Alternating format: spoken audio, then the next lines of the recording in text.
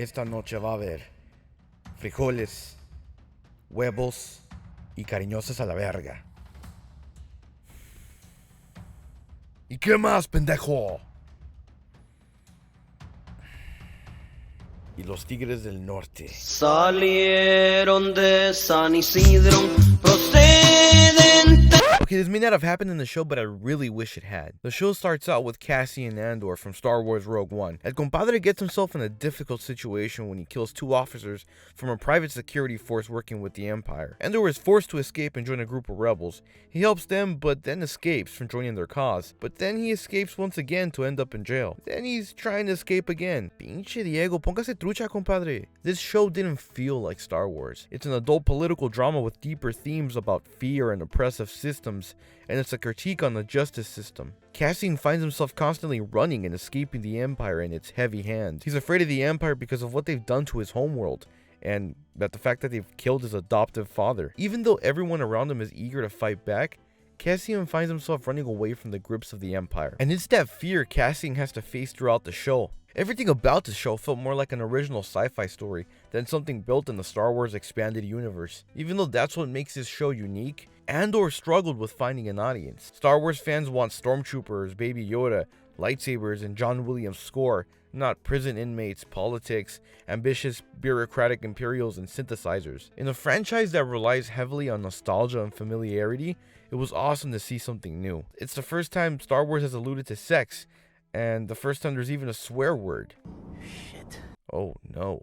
Andor feels unique and refreshing, and not Star Wars-y at all. That's what Star Wars needs right now, even though the average Star Wars fan would rather see a mediocre show about Boba Fett. Yeah, I'm calling Book of Boba Fett out. Most, if not all, Star Wars content has been underwhelming in terms of quality. Solo and the Book of Boba Fett are boring and average in terms of story in comparison to Andor, but those stories have flashy visual effects and classic characters to rely on. Andor doesn't feature anything reminiscent of the original or prequel trilogy until I'd say the 4th episode. Even Kenobi, which is some of the best Star Wars content out there along with The Mandalorian, relied on nostalgia of the prequel trilogy with Ewan McGregor and Hayden Christensen's performance. One thing Kenobi and Andor have in common is that they take time to develop their characters and build action and drama. Besides the lightsaber duels, I'm convinced the action is better on Andor than on Kenobi. I mean, do I really need to mention that embarrassing chase scene with Leia?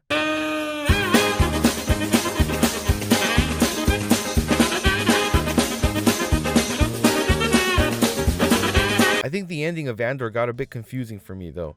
Too many characters in one spot just to capture one guy who killed 2 private security officers. He was also part of an Imperial robbery and a prison escapee, but he was using a pseudonym, so do they really know it was him? I don't know, maybe it was justified in the plot and explained. I think I may have missed that part. One thing I really do wish they had done was that they blended Latin roots and culture into the show, especially since Diego Luna was the lead. I mean, come on.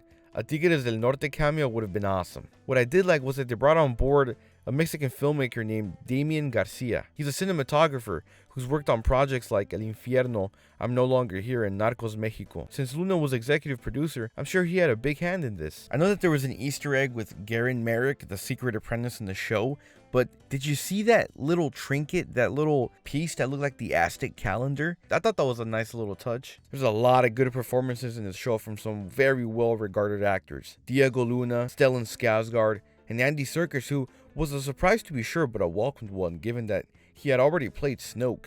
But I guess that's what's awesome about motion capture. With modern day visual effects, one actor can play multiple characters and not break the continuity of the world. He was this badass prison inmate leader with some serious anger issues. Mon Mothma was also badass. She was a character I wasn't expecting either. She's this badass female senator who's pushing humanitarian efforts and breaking traditions, while silently trying to raise money to rebel against the Empire. And she's shitting her pants throughout all of this because all eyes are on her and the Empire has its grip practically on her neck. I enjoyed this side of the show though, the political scheming. Star Wars is inherently political in the prequel trilogy, even though I never understood the politics as a kid, and to this day to be honest. But the politics in this show is a lot of fun to watch.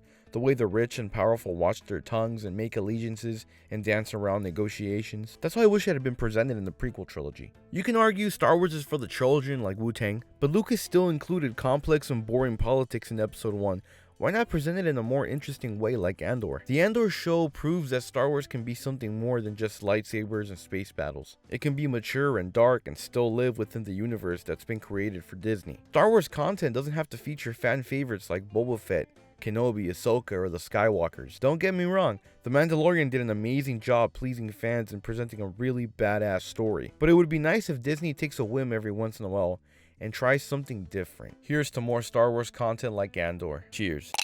I'm free of insecurity, dancing to the melody, no lack of melatonin. I'm Keanu